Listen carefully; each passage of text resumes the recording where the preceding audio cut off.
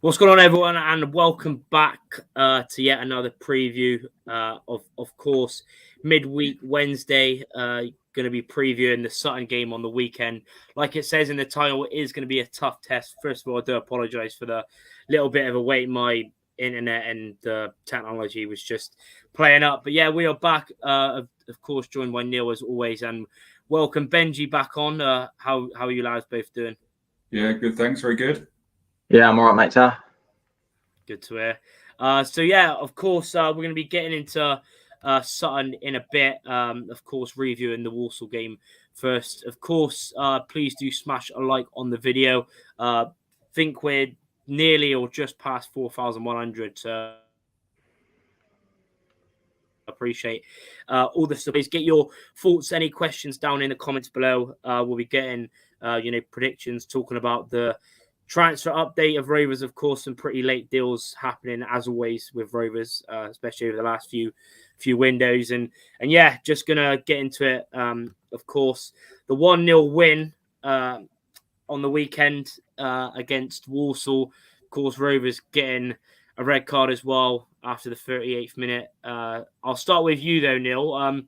Of course, thoughts on the lineup. Were you surprised? And then your thoughts on overall on the game.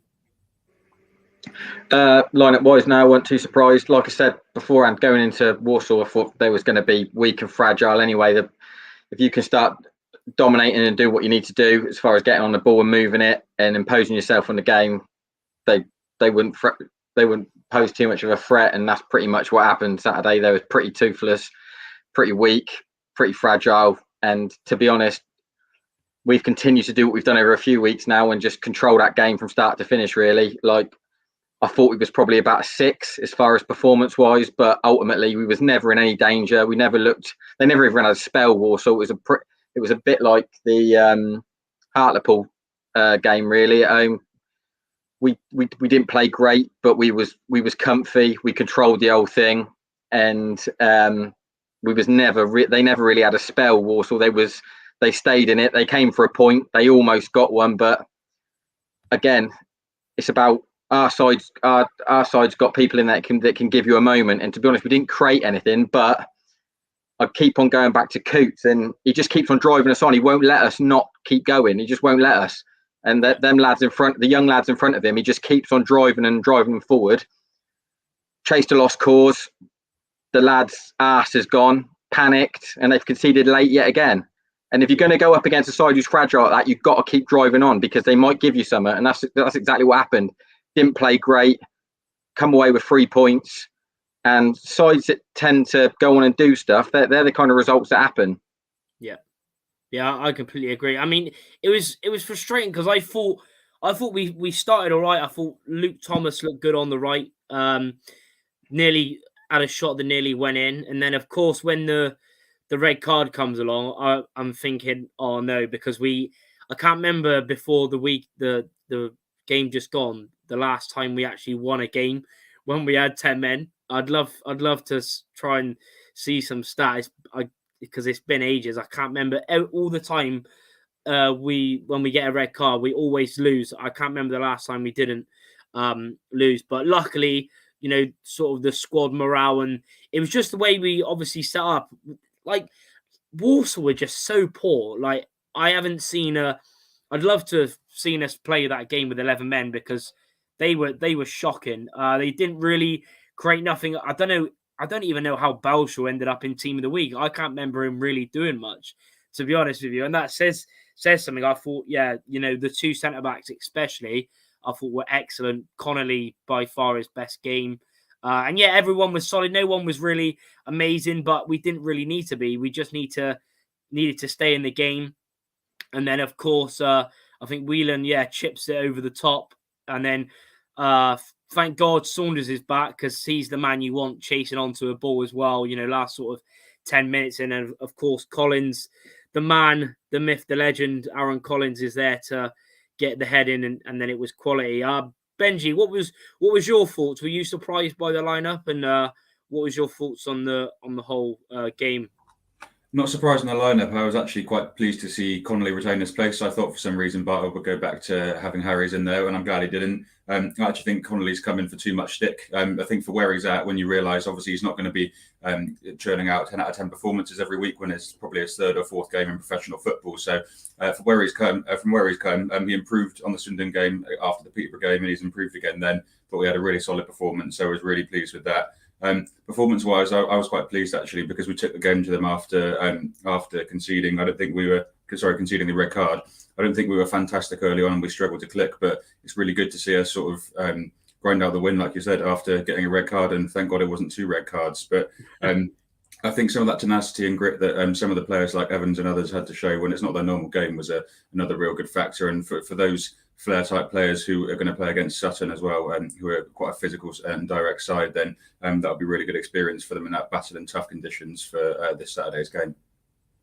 Yeah, I agree. I mean, also even into everyone tuning in, of course, even into Tom, even into Luke, Riley, Jaden, also got Regan in here as well, saying didn't get my. Yeah, I know, same as me.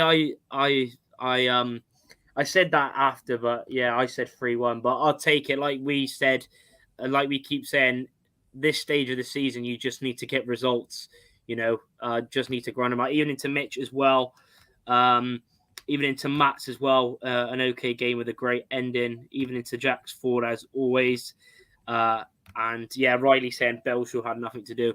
Yeah, that's what I mean. I was very surprised, sort of him in the team of the week. I thought it'd have been maybe Connolly. I thought he was amazing, Connolly. So was all the defense really. Even though Anderton hadn't played a lot really since his really good performance against Peterborough in the FA Cup, where I thought he was quality. But yeah, he come back in as well. Yeah, Tom saying John Nolan best midfielder. Yeah, we'll get onto him in the rest of the transfers as well. I really appreciate this super chat as well from Charlie Webb. Hope you're doing well. Saying evening, you going Sutton? Yeah, I'm going. Luckily, I'm going. It's annoying because there's only 400 tickets, which is frustrating. But yeah, I really appreciate the super chat. Thanks for the support as always. Of course, smash a like if you're enjoying it as well, and keep getting in your comments. Luke saying, but worried about Connolly and Taylor coping. But that's the thing. I think it'd be like Neil touched on just before we went live. I think it'd be. I think it'll change lineup again because. Like you said, but it's weird. Sutton play with a 4-4-2, but they have, of course, got like a lot of physical players in their team. I just want to get your thoughts, Neil, first on the red card. Then I'll get yours, Benji's after. What did you think of it? Because I think I think it was the Wilkinson, the striker, who like fell on the floor, and apparently that's why he got the first yellow, and then obviously the second.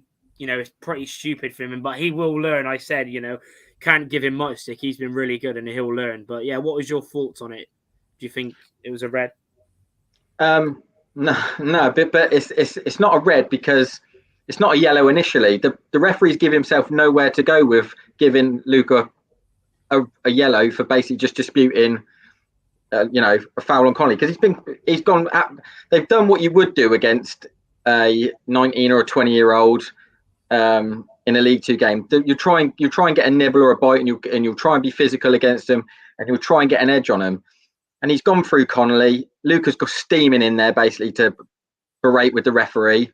Referee's booked him, and then he's left himself nowhere to go because I say it all the time. Referees need to understand that every foul ain't a booking. Just because it's a foul, it ain't a booking. Yeah. Now, if Luca makes that tackle probably on the hour. With no booking, it is a booking, he'll get it. But at the same time, Luca's naive there because he don't have to go in for it. He's the right side of him. His distances are good. The fella can only go inside or backwards. He doesn't need to make the tackle, knowing that he's on a booking. If I think any other referee or a lot of referees, probably not any other League Two referee because they're all shite, but any other referee really would look at that and have some sense to say, okay, it's a foul. Put him on notice and say you ain't got another one left in you. That's you now. But he couldn't wait to send him off. Yeah. Yeah, it's just I mean, he was just there. You could, because I know we've had him before as well, and he's been terrible. It's just like one of those, because he's a really small ref as well, isn't he? And he just wants to feel all big and amazing, like, you know, sending someone off, especially like a youngster as well. And yeah, like I was like, that's what I said when someone, I didn't even realize he got the yellow card in the first place, the first one. I was like, what has he done? Because they're players like that Wilkinson and the I think it was Kin, and they were diving all game, and you know, it was just stupid. And then when I was like, when he got sent off, I was like, I just didn't realize he got the yellow card, and it was just stupid. Like, Benji, what was your thoughts on it? Was you surprised? I agree with Neil on two fronts. Firstly, the first yellow card wasn't a yellow. And secondly, the ref left himself nowhere to go and he couldn't help but send him off. But I think the problem with that is Hull gives himself the decision to make. And with his back to Hull and he's turning around to his right, Hull's coming in from his left. He shouldn't be making that challenge and coming in from behind on his feet. That's naivety from his lack of experience, but he'll certainly use it in the future and stay on his feet and probably, you know, shepherd him away rather than side in future. So first, it wasn't a red if you look at it from the first yellow perspective, but from the second, it is. Yeah, it's a bit of a frustrating one, but you know, like we've both said, he'll learn. He's done very well this season. You know, only 19, pretty much his first season that he's, you know, broke out really. And yeah, he'll learn from that and come back a better player, and he'll learn not to make it again. And yeah, Jaden makes a good point as well. That Evans, I don't know, they didn't even get anything for that, and I thought that looked awful as well when he went into the hoardings as well. Like, I don't know, but that's what happens. Like, that's the problem. Like, there's so many conversation, not just with Rovers, but with other teams, you know, where referees, because none of them are full time, you know, they're always inconsistent. You'll never get a really good ref. Even a full-time ref, you see it in the Premier League and stuff, you can't trust. So no matter what, it's just gonna be bad, to be honest. Mitch saying the refereeing choice has been shocking this season, like Neil said. What are yours, Neil's and Benji's prediction on the end of the season? Do you think we'll make playoffs? Well, yeah, but Benji says, yeah. I mean, Neil spoke on it, talked on it last week, and said he thinks we'll just miss out. Of, I think we will make it. Hopefully, touch wood, fingers crossed. As I said in my League Two predictions. But yeah, I mean, Neil, is any of your thoughts changed looking at transfers and etc., or do you think still will be a bit too inconsistent? I just think we'll fall short a little bit. I think we've left ourselves a little bit too much to do in the fact that I know people can say, oh, we're only 6 points off it and there's 20 odd games to go, but there's still a lot of traffic in front of us, and not all of them are going to fall away. They're not all going to fall away, you know, and there's still a lot of traffic in front of us because they're not all going to drop points every single week. You know, they're all going to play each other. So some are going to pick up, some are, and we've got to be bang on it every game pretty much if we're gonna sneak in there. So for me, and like I said, there's some of these games that we'll probably run games and absolutely boss it and still not come away with maximum points or even get beat off the back of an official decision, not being given, you know, pens, bad reds, things like that. I just think a lot of the time stuff gets taken out of our hands as far as games. You know, we could run a game and boss it, and then just something like that could happen and it turn it straight on its head, and that's just League Two for you. And I just think we might fall a little bit short no matter how well we play. Yeah, I mean, I think it's going to be a test coming up as well, you know, with especially we still got a lot of the teams above us to play, haven't we? Of course, we've got to play Sutton twice, got to play Newport away, Tranmere away, Forest Green at home, Port Vale away.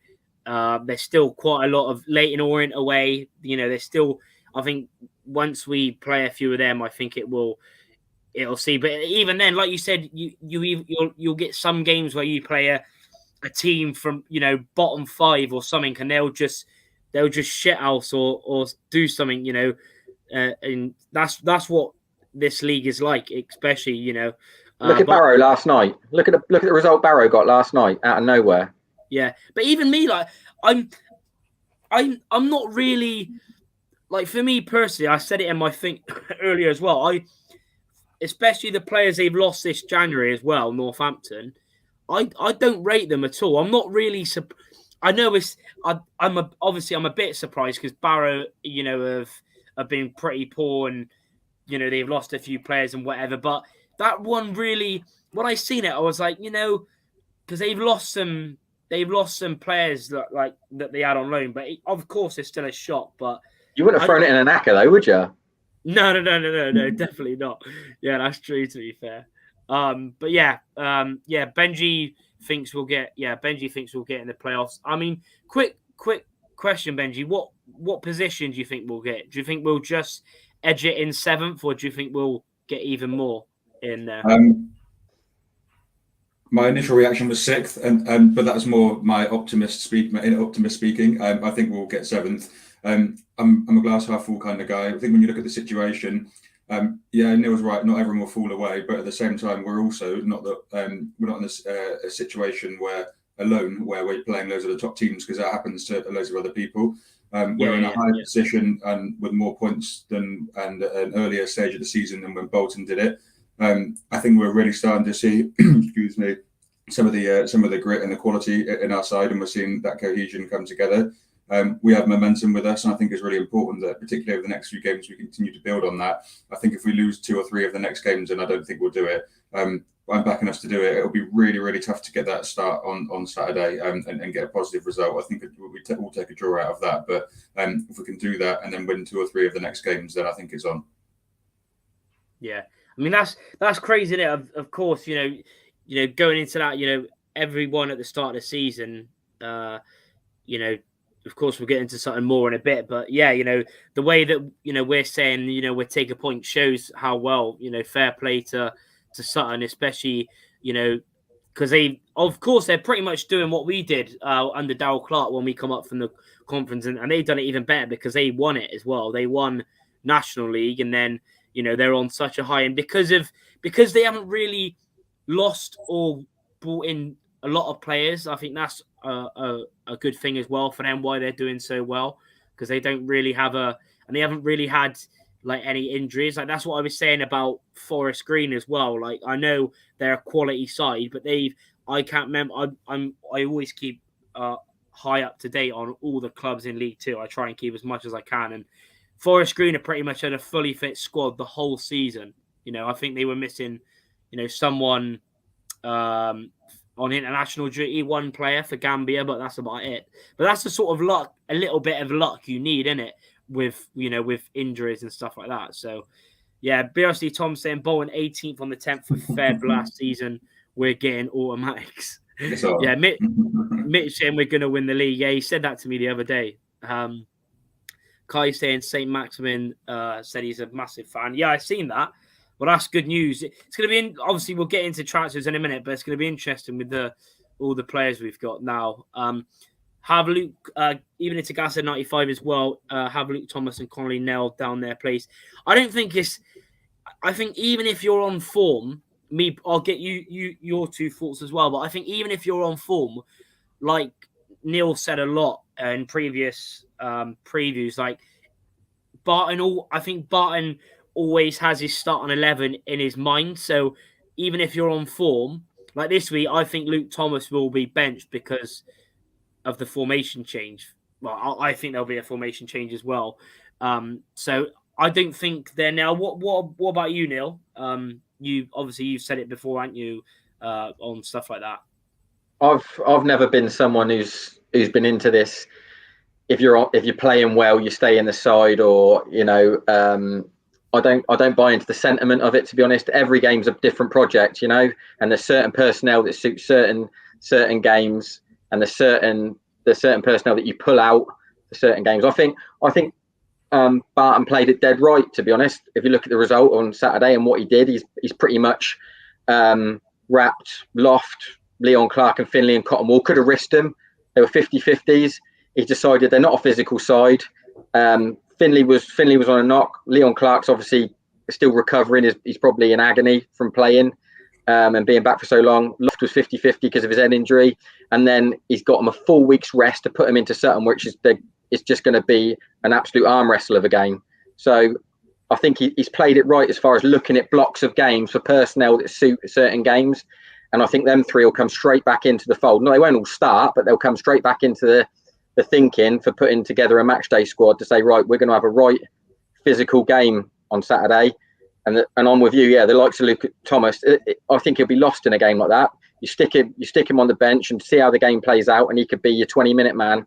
Same as Nicholson. I just think the game will bypass him. It's going to be too much of a war. Yeah, I agree. But what about your thoughts, Benji? Are you that sort of person as well? Do you agree with that? If it all depends on sort of the team you're playing.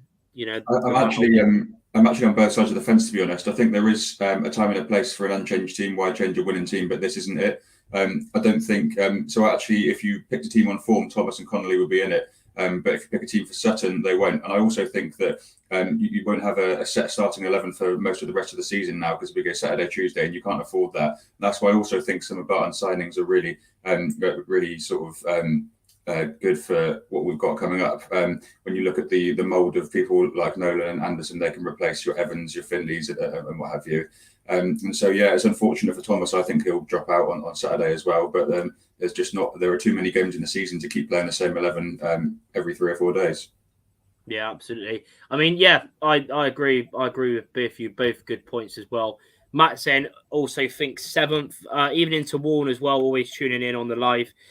Second piss easy. Benji speaking facts.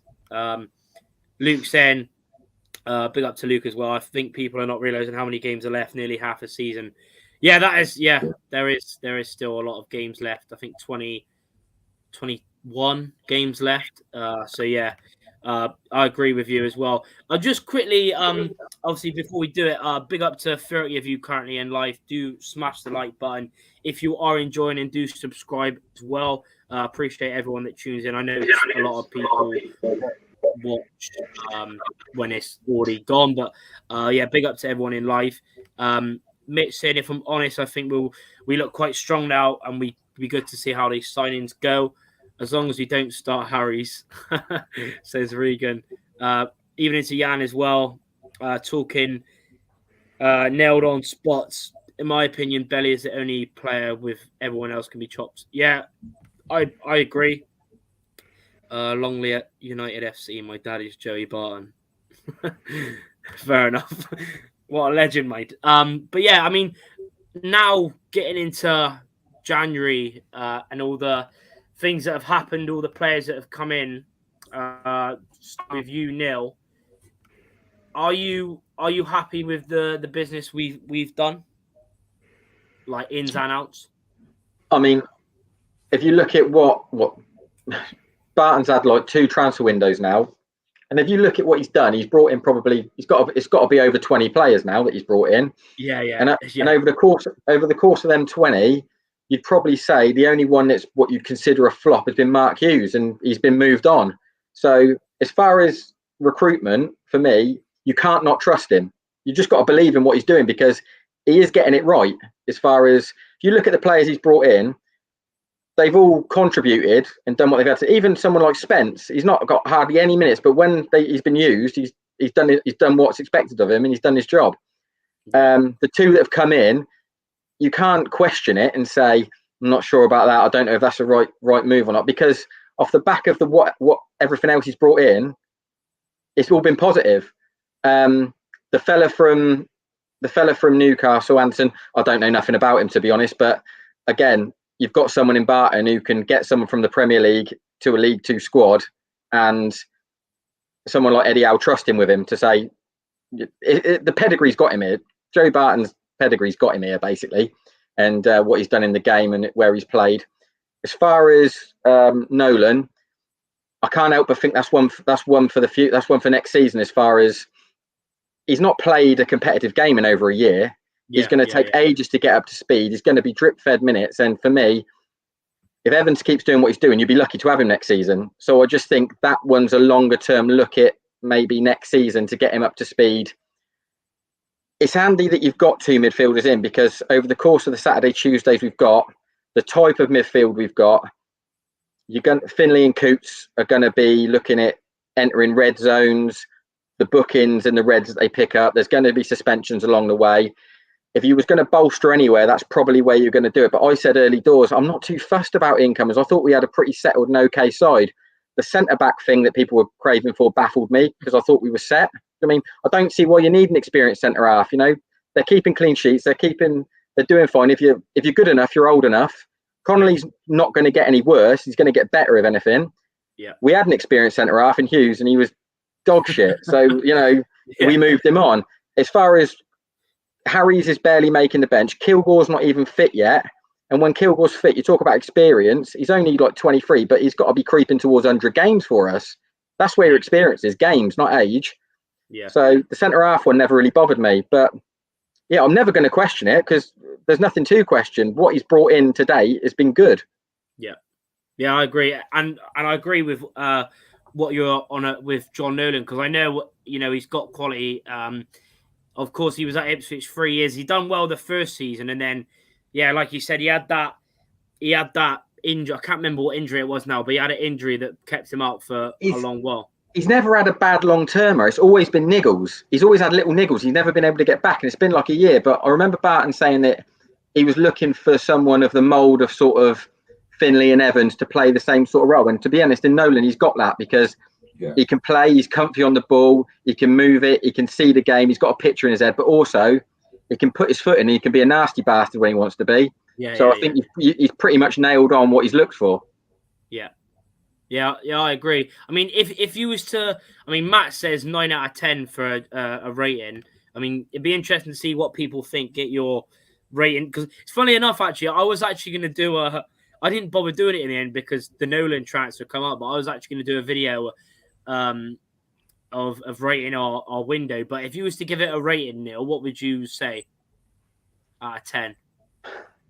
At the minute, it'd be high, wouldn't it? It'd be an 8 or 9 because he got what he really wanted to get done early doors. He got his centre half cover in, and he got his big target man in on permanent, which is ideal. If you look at if you compare it to what Tiz did, it's day and night, isn't it? It's a shambles, isn't it? It's day and night. So if you're going to compare it to anything, it's about 5,000.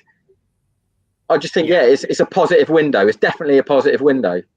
Yeah, I agree. Benji, what's your thoughts on the signings? Like, do you know much about them, and do you think it's the right sort of business? And was there any other players or positions that you wanted to strengthen? I thought our window was really good. I think you have to look at so people were clamouring for an experienced centre back, and there was even talk of a striker. And I think Barton probably knew at that point in the back of his head he was going to let Pittman go. I think that's the right decision. I think when we were away at Scunthorpe and he brought him on sort of in that in front of the midfield position, we were passed around left to right quite easy, and that's how we ended up getting goals through the channels for Scunthorpe.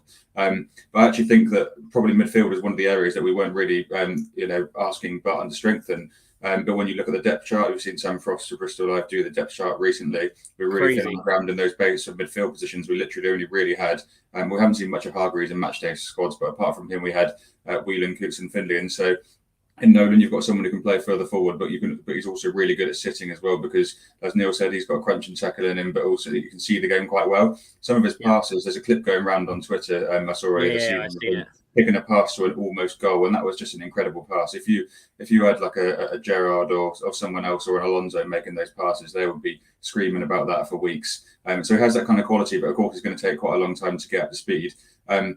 Connolly was a surprise good signing. Nobody really knew if he would be any good because he's not really played professional football, but I'm pleased with his development. And I think Adam Loft as well. So Loft has got to start on the weekend, and it's games like that he's definitely been brought in for. He was really effective in Swindon at leading the press, getting into the opposition's defenders and keeping them occupied and allowing us to advance up the pitch. And so I also think the window was really good because of where we are before, and actually our best sort of result in that sense is getting ourselves playing with the squad that we've got. I think we already had a really good forward line anyway.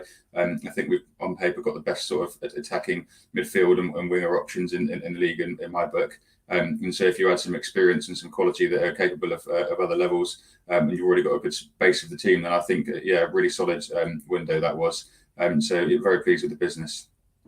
Yeah, I agree as well. I agree a lot of course there was that left back, wasn't there, that went round that apparently he tried getting in on loan. But I think Junior Brown staying isn't all that bad. I thought he was okay when he's played. I think he's only played about 5 or 6, and then he was only cover anyway. So worst comes to worst, and we want to play a back 4, or say Grant needs a rest for half an hour, 20 minutes, and you could bring him on. It's not the end of the world like him. That was always going to be the conversation though with him. He would have said to Brown, "You can go if I can get someone in. If not, you're just going to have to stay put." And that was always going to be the conversation. He'd have never left himself short until he could get something nailed on. Yeah, I agree. Yambi Sims saying, do you think Barton will get camps on a free at the end of the season? I think it all depends. It all depends on if we go up. I don't think it will come to us in League 2. And some people were saying like an Evans replacement, but hopefully not. It'd be nice to have both of them, all depending on formations. But it all depends. There's a various number of different parts to add on in there. You know, wherever we go up or whatever contract situations, etc. But it would be nice. I'd say it was annoying, wasn't it? Did you see that tweet from apparently it was his dad saying like TikTok and all that stuff? I was like, he mugged us right off here. Then there was that other journalist, and then there was Circum going around. I was like, what's going on here? Like, it was just a crazy end. Looking for a midfielder, but yeah, I'm very happy with the players we've brought in. Big up to Ford and Blue as well, saying think we're going to give it a right good go, but miss out by a point off playoffs. But lots of twists and turns along the way. Like last night's decent results. Yeah, a lot of decent results as well. Nolan's for next year with a pre-season. Let's hope he's not a Jamie Shaw in the making.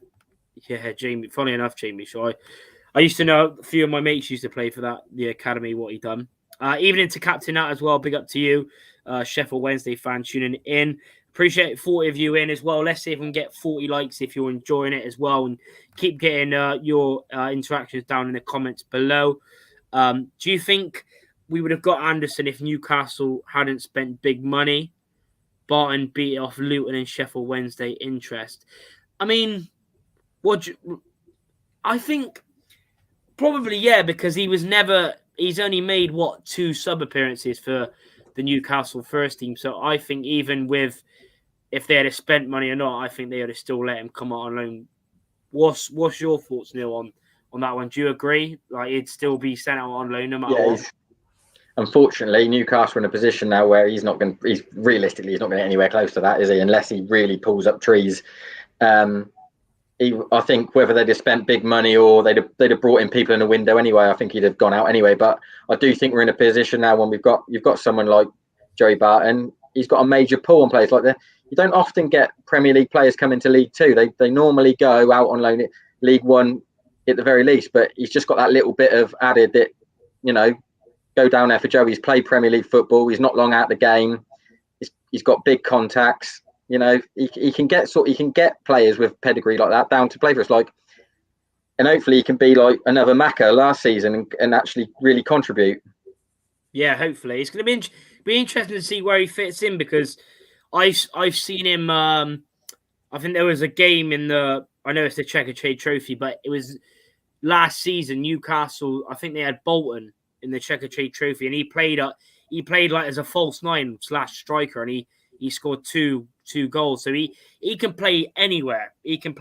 So I think he'll just get, you know, bleeded in, and, you know, sort of if there's a game we need him to come on, you know, and affect games, because like I said, he's good on the ball. I haven't seen loads of him, but watching highlights and hearing Newcastle fans, you know, he's good on the ball, knows where the net is, can find a pass, etc. So it's the Saturday Tuesdays, isn't it? That's where you're going to have to start playing around with stuff, red zone, suspension, stuff like that. Yeah, exactly. Matt saying Arteta did a Tisdale. Yeah, didn't sign anyone, but let players go. I hope Pittman enjoyed his curry, says Jacksford. Yeah, I seen that picture.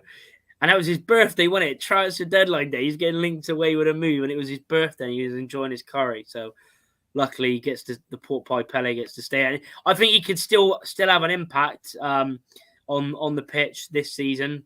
he might not get loads of minutes, but he's still a good player to have if we need a goal, etc.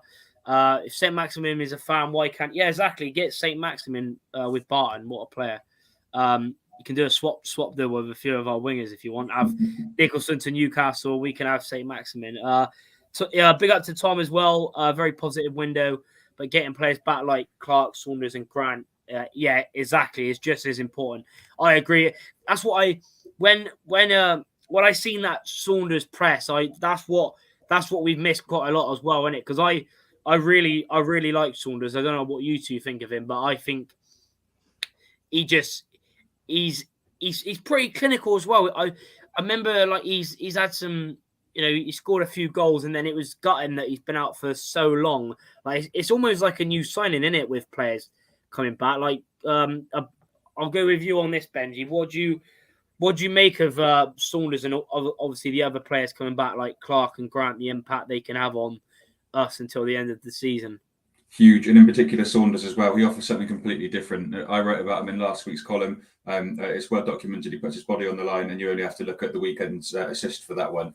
He'll take a lump for the team. He'll take lumps out of the other team as well. So I'm a huge fan of Saunders. What I love about Saunders as well is his passion and his energy. Every goal celebration, even the little chicken wing one as well. That was great, wasn't it? Even that one, like every single time, look at his face, and it's just like his mouth's wide open. He's screaming for joy. He absolutely loves it, and I love Saunders. He's a great addition.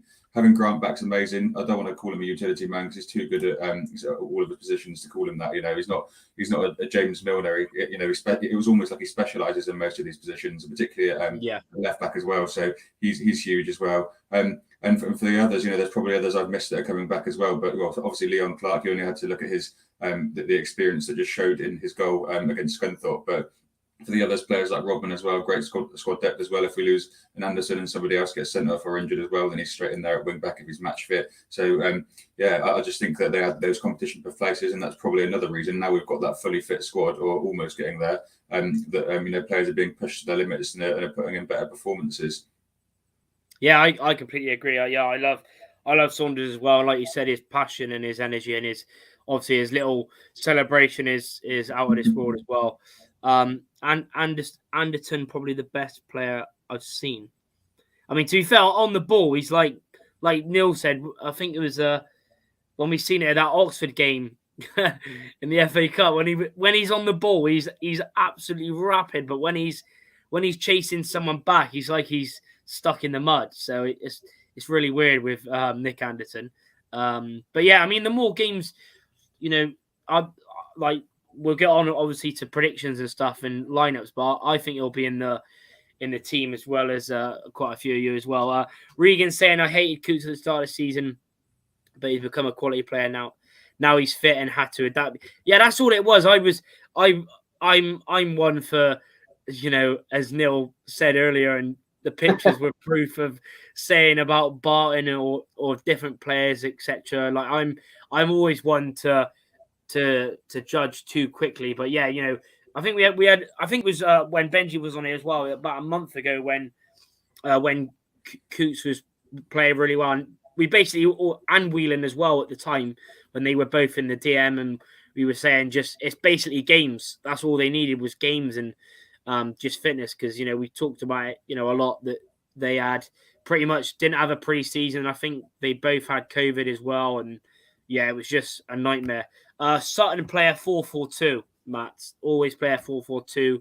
Two pacey wingers, two tall strikers, physical. And yeah, then they got the ex-Arsenal youth graduate Craig Eastman in midfield who played against Messi.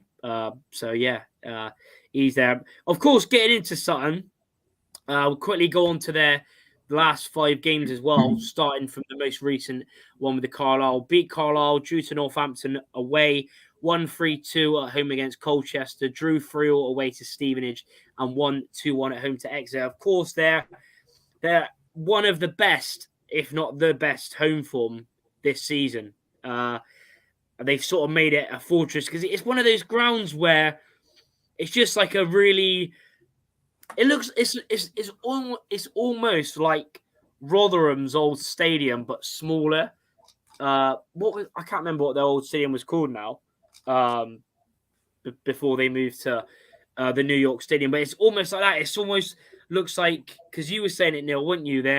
It's almost like it's just grass, but it almost like a dog track, isn't it?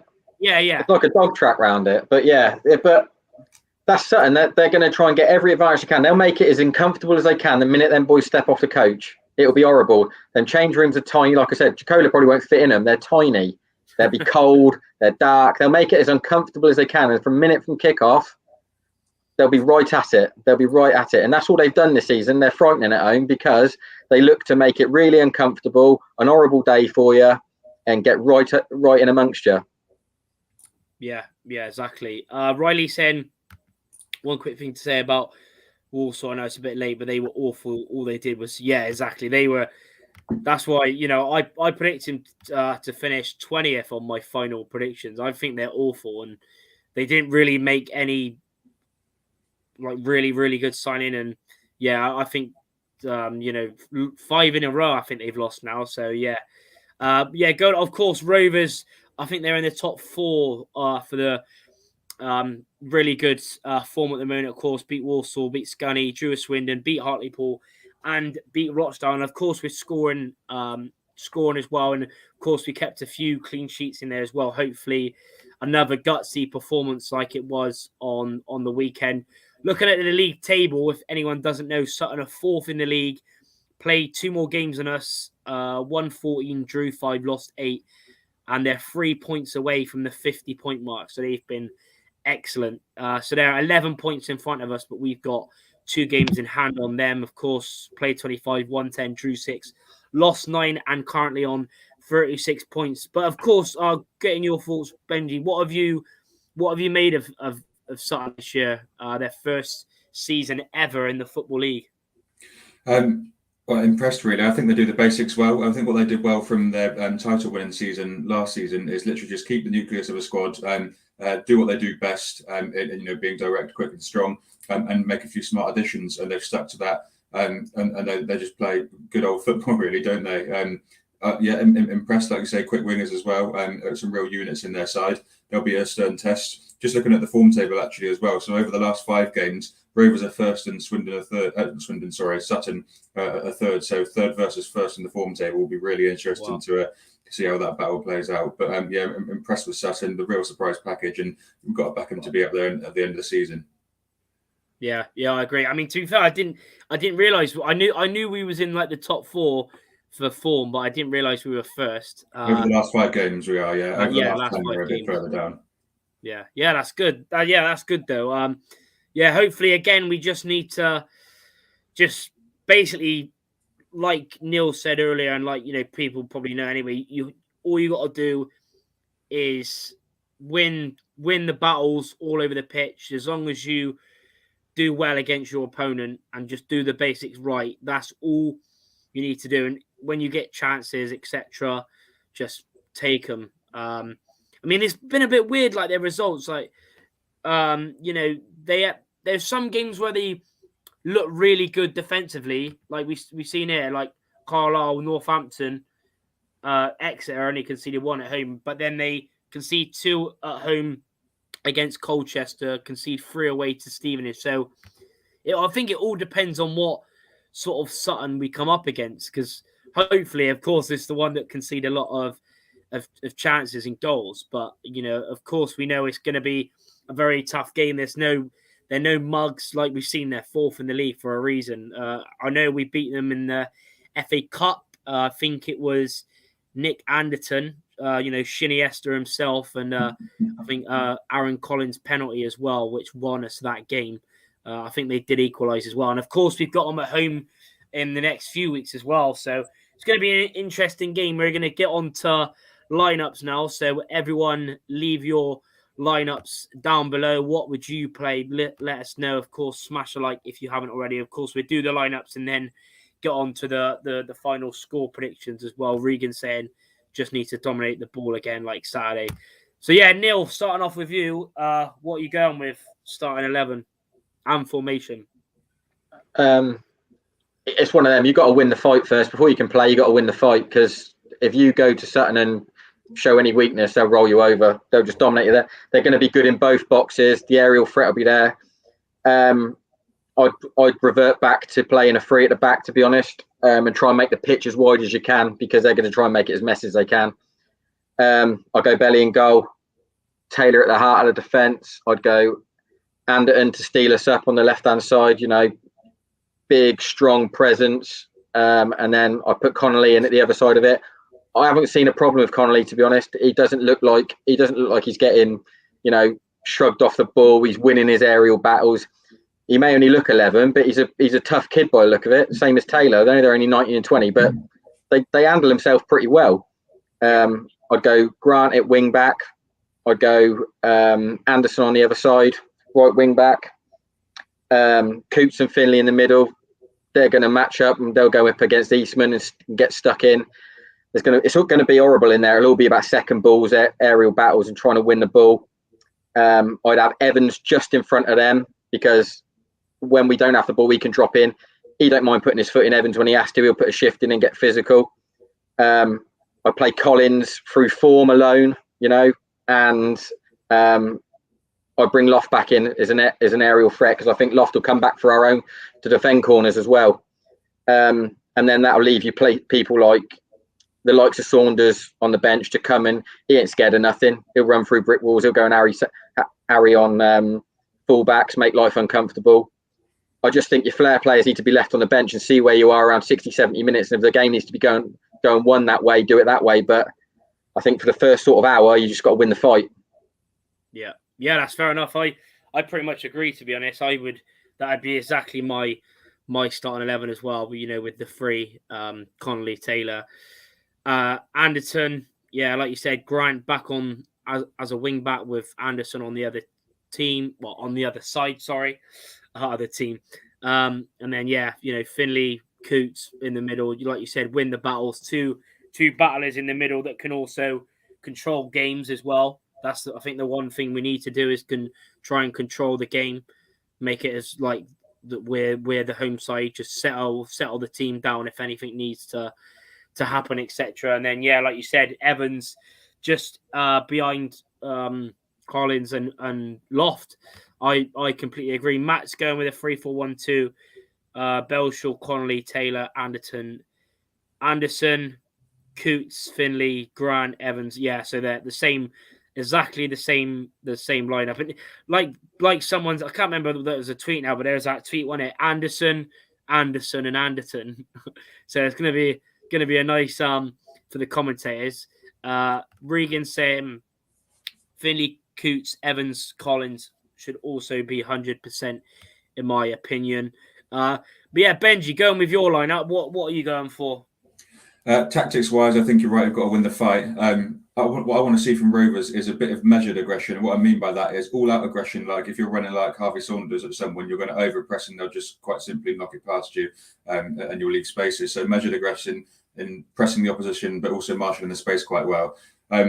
Formation-wise, I'm actually going to stick. So 4-2-3-1, I'm going to stick with, but that turns into a compact 4-5-1 out of possession for me. There's a couple of reasons for that. We'll talk through the lineup first. So Belshaw, obviously, if he's fit, I haven't heard any updates on him after his little apparent injury at the end of the Walsall game. Anderton comes in at centre-back. Unfortunately, Connolly misses out. I just think Anderton's a man made for this game. And Harry Anderson comes in at right-back. I think he'll be important. He's obviously had a few niggles, as Barton said, in his post-Walsall presser, but he'll be fresher now, and his pace will be really important against tricky wingers as well. So obviously, Connor Taylor's the other centre-back, and then goes without saying, Josh Grant is in at left-back. Finley and Coots, first 2 names on the team sheet in the centre of the park in the defensive slots there. Evans ahead of them, and then on your wings you've got Collins to come inside along with Nicholson as well, and Loft comes in for Thomas. If we look at Loft's performance against Swindon, this is of course as if he's fit as well. I think he's made for this game as well. Really good at occupying defenders and allowing us to buy space at the pitch. Gone with that formation for 2 reasons. We played something similar recently as well, but I think if you think about a 4-4-2 with 2 flat banks and then your 2 up top as well, 4-2-3-1 in possession allows you to sort of station players in channels, and if they aren't good at covering themselves to their left and right hand sides, then we'll have opportunities through channels. And so Collins, who's so great at running between the lines, but also across defences as well, will cut in quite well with that. Nicholson does it as well. He can do left and right foot.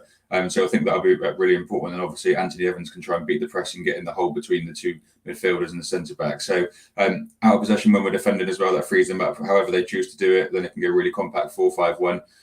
As well, and have like Loughran in the line to chase midfielders or the centre backs as needed. So the bench is going to be another interesting one as well, actually, because obviously we could have don't know if we'll have Nolan on it, but we'll probably have Anderson on it as well. Anderson, interestingly, earlier when we were discussing him, the one thing we didn't really say is actually, according to opposition journalists as well, if you like, that he actually really enjoys the physical side of the game. So that was an interesting thing to pick out. It was another reason why he's got that flair. He's also good at turning out attack spaces, a bit like Evans and Finlay in particular, but he's also really good at that aggression side of things. So who knows, could even be a little cameo for him in there as well. Could see Nolan back on there, but it'll be really important to have Whelan's experience if we lose someone in midfield or need some extra legs. But also Harvey Saunders as well. If we end up reverting to a 4-4-2 or a different formation, he's got to be on the pitch. His tireless running will be really important. So different formation, sort of similar lineup, but that's what I would go with. Yeah, that's fair enough. Yeah, it's good to see sort of insight in the different sort of lineup. And yeah, I wouldn't. Like with Barton, you never know. Like I think Fan Hub again is going to be another annoying one this week, trying to predict the flipping team because it's never the same. So, but yeah, I think both of you given good accounts of the different lineups and etc. To be honest, on Saturday Anderton was alright. He was great at heading the ball, but all he did was hoof the ball up the pitch. I couldn't really blame it. It was always going to be hard, like especially when you've got 10 men. All we really needed to do, because Walsall didn't have much quality in the end, all we needed to do is just get it out. I know I've seen other games he plays it out, but yeah, that's fair enough. But yeah, getting into predictions, already get your predictions in the comments below. Let us know what you think. Chompy backup is going for a 1-1 draw. I mean, I'll take a point. I'd like a win, but I'll take a point. Big up to Lewis, maybe tuning in as well. Big up to you. BRC Tom's saying we never win 3 on the bounce, so I reckon 0-0. I'll be pretty annoying going there for a 0-0. Ben Jacola, Harry's Whelan, Thomas, Elliot, Leon Clark, Harvey Saunders. Yeah, pretty interesting. So no Nicholson on the bench for Matt. Riley's going for a 3-1 Rovers win. Wow, 3-1 win. Yeah, I mean, Neil, let's get a prediction from you. What are you confident for a win, or are you saying a draw? I know people say like after our recent results that we've turned a corner and all that, but this is a proper test now. Like Saturday will be a proper test. Because the other ones, if you didn't take maximum points, you'd be thinking, well, we're still bang average, because, like I said, you expect to win them games. If you're going to do anything, you've got to win them games. Yeah, Saturday will be a proper test. I just think if you look at the form, the way Sutton are, how good they are, I think and the way we've been, I think it's nailed on for a score draw. 1-1, I think. 1-1. That's. I mean, I'd love to go there and get 3 points. I mean, but I just think it looks nailed on to me to be a score draw. Yeah, I mean, to be fair, yeah, I think it would be good. I mean, it would still be good. Not a lot of people have taken points from there this season. So, no matter what, even if we draw, it's still going to be a good result, no matter what. But yeah, Riley's gone with 3-1. Neil's going with a 1-1. Benji, what about you? Are you feeling a bit more optimistic? The usual optimist in me is wavering. I came into this saying 1-1. Nicholson goal. I just don't think you can separate the sides on form. Third versus first. And like I said, people don't really take too many points away from Sutton. It's a really difficult one to call. I'm going to go 1-1, but with a caveat that if anyone won it, I think it'll be us to nick it with some late injection of quality from the bench, if at all. Yeah, that's fair enough. So 1-1 as well. But yeah, I mean, it's a difficult one. Both teams on good form. Rovers got 4 wins out of the last 5. I'm feeling pretty, confident. All depending on sort of lineup, etc., how we set up. I'm saying I'm going to go with the same result as we did against them in the FA Cup. I'm saying a 2-1 Rovers win, but I think it'd be a late. I think there'll be late limbs. Esther again. Yeah. I think it'd be. I think it'd be a late win. I mean, of course, like I said, a point would still be good, and of course, you two have gone for score draws. But yeah, because I'm going as well. I just think I mean, and I never really say it. Maybe last season when we were doing terrible, maybe I'd say, "Oh, I'd nick a point." But I always say if we're on decent form, then I think we'll get a win. So hopefully, fingers crossed, 2-1. Lewis maybe going 2-1 Rovers as well.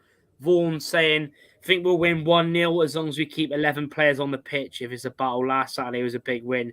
We haven't had great results against Walsall at home. Matt saying, forgot about Nicholson.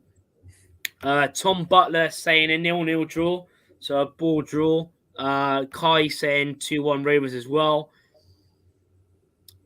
Matt saying 1-1 full-time, half-time, Sutton will be winning 1-0. Yeah, that's fair enough. I mean, if anyone else hasn't got their predictions in, please do. Be great to see.